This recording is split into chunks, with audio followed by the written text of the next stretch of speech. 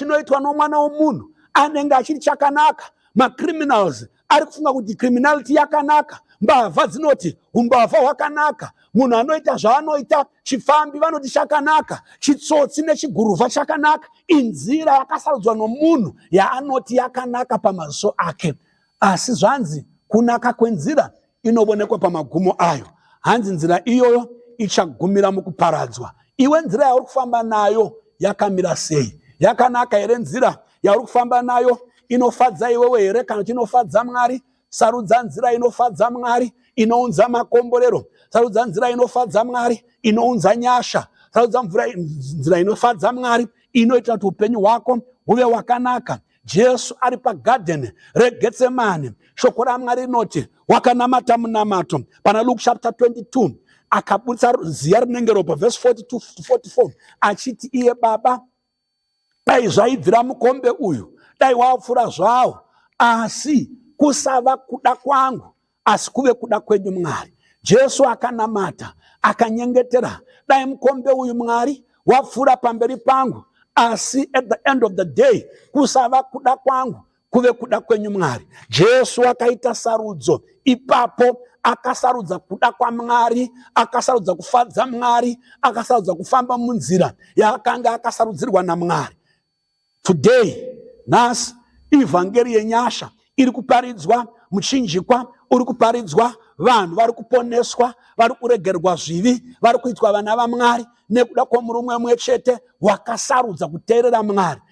Roma chapter 5 unonzwa Paul achiti kuverse number 12, muna Adamu wokutanga vanhu vakafa nedisobedience yaAdamu, vanhu vose vakaitwa vatadzi vakagamuchira rufu, asi nekuteerera kwomurume mumwe chete vazhinji vanonatswa vachipiwa kururama vachiva vana vaMwari. Iwe buda muna Adamu, usarudze Jesu, Adamu wechipiri, ubude murufu upinde muupenyu, ubude murima upinde muchiedza. Sarudza sarudzo yakanaka zuva ranhasi.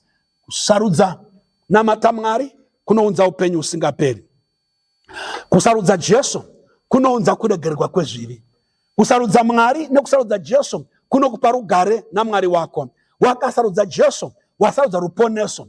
Wakasarudza Jesu wasarudza kuyanana naMwari. Wakasarudza Jesu wasarudza upenyu usingaperi. John 3 verse 16 na 17 inoti Mwari wakada nyika, nokudaro wakaipa mwanakomana wake Jesu wakaberekwa ari oga, kuti ani nani unotenda kuna Jesu unova noupenyu usingaperi, haaparari, haarashwi. Verse 17 yoti Mwari haana kutuma mwanakomana wake kuzotonga nyika, kuzokondema nyika, kuzorasa nyika, asi kuti nyika iponeswe nokuda kwaJesu. Sarudza Jesu, sarudza upenyu. John 5 verse 24 inoti ani nani unonzwa mashoko angu aya akatenda kune wakandituma, wabuda murufu wapinda muupenyu, haachauyi mukutongwa, wauya muupenyu. Vana baba namai, choose life. Sarudza Jesu, sarudza kuropafadzwa, sarudza nyasha, usasarudza kutukwa, usasarudza kuparara. Ndichitaura kudai, iwe unoziva vamwe makakurira kuchechi, sarudza kudzokera kuchechi kwawakatiza,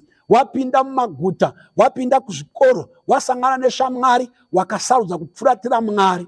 Ita sarudzo itsva nhasi, gore richidai kutanga, risati rasvika kure, usarudze kunamata Mwari.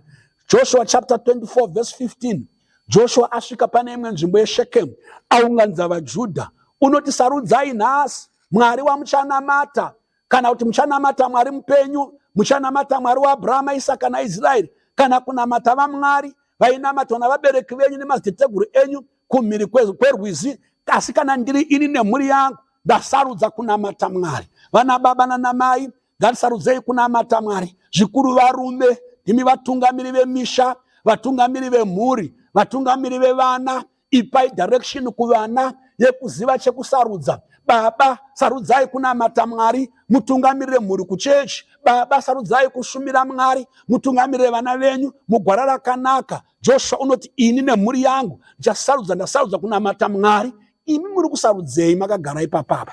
Umwe anosarudza zvikwambo, umwe anosarudza uroyi, umwe anosarudza mamhepo, unosarudza un'anga, unosarudza umbavha. Sarudzai Mwari wamuchanamata. Zuva riya Jesu ari pamberi paPilate, pana Matthew chapter 27, shoko raMwari rinoti Jesu akamiswa pamberi pavo vaJudha ari mangwanani, arara usiku hwese achishungurudzwa, vachimurova, vachimutambudza, unomisa Jesu naBharabhasi. VaJudha vanoti, Pirate unoti, munodani pakati paJesu naBharabhasi? MaJudha anoti, isusu tinoda Bharabhasi. Bharabhasi yaive mbavha. Bharabhasi was a rapist. Bharabhasi waive mushungurudzi nomutambudzi wavanhu. Raive gororo, achirepa madzimai, achiba zvinhu zvavo. Asi vanhu ivavo zuva iroro vabatwa nemadhimoni ekuramba denga, madhimoni ekuramba ruponeso, vanosarudza Bharabhasi.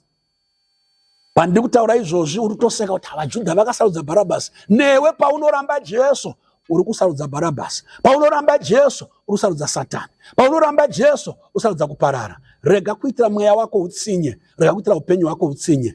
Ndaisa pamberi pako upenyu norufu, iwe sarudza upenyu. Kutukwa nokuropafadzwa, iwe sarudza kuropafadzwa. Mwari ngaakuchengetei hama dzangu.